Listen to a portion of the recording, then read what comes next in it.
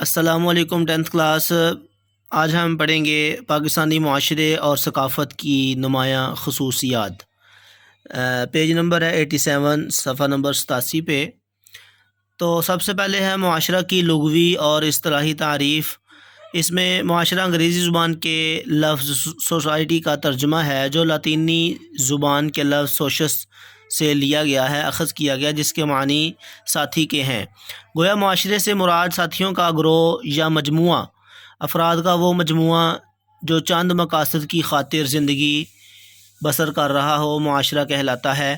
یہاں تک اس پہلے سوال کا جواب ہے۔ معاشرے کی لغوی اس تعریف جو ہے وہ فرسٹ لائن میں ہے، اور اصطلاحی تعریف آگے سیکنڈ لائن میں۔ تو اس کے بعد بیٹا نیکسٹ کویسچن ہے ثقافت کی تعریف۔ یہ جو سیکنڈ پیراگراف شروع ہو رہا ہے، اس کی فرسٹ 2 لائنز اس سوال کا جواب ہے ثقافت کی تعریف۔ تو یہ آپ کتاب پہ نوٹ فرما لیں۔ اس کے بعد ایک پوائنٹ ہے پاکستانی ثقافت کے حوالے سے ذکر کیا گیا ہے، تو وہ 3 لائنیں آگے تقریباً وہ ہیں پاکستانی ثقافت کے حوالے سے۔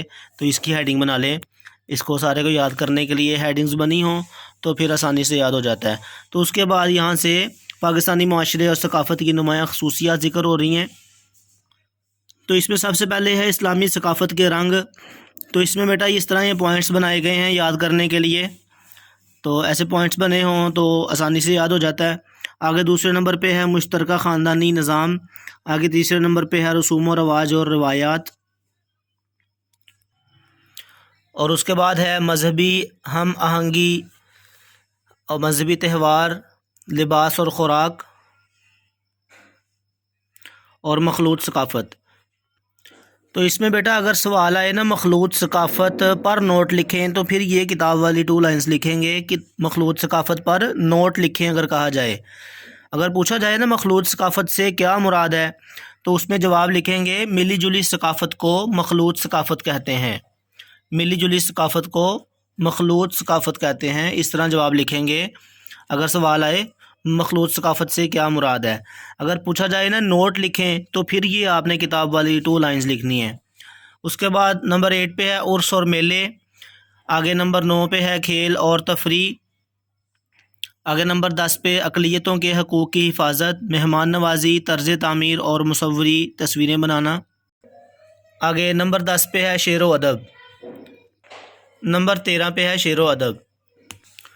تو بیٹا ان تمام پوائنٹس کو آپ یاد کریں، بالکل آسان لکھا گیا ہے، اس کے بارے میں وضاحت کی گئی ہے ثقافت کے حوالے سے۔ ان تمام چیزوں کا کیا کردار ہے، کیا حصہ ہے ثقافت میں، یہ چیزیں آپ ان پوائنٹس میں پڑھیں گے۔ تو اس کے بعد بتایا گیا ہے پاکستانی معاشرے کے مسائل اور ان کا حل بتایا گیا ہے۔ یہ بھی اہم، بہت نہایت اہم ٹاپک ہے۔ غربت و بے روزگاری ہے سب سے پہلے، تو اس میں یہ MCQ ہے فرسٹ لائن میں۔ ملک کی کتنی آبادی جو ہے وہ غربت کی لکیر سے نیچے ہے، یہ آپ نے یاد کرنا ہے MCQ۔ اس کے بعد حکومتی اقدامات ذکر کیے گئے ہیں۔ تو آگے نمبر 2 پہ ہے کم شرح خواندگی۔ اس میں بھی حکومتی اقدامات سیکنڈ لائن درمیان سے آگے حکومتی اقدامات بتائے گئے ہیں۔ پہلے کم شرح خواندگی، تعلیم کی شرح جو ہے وہ نہایت کم ہے، اس کے بارے میں بتایا گیا ہے۔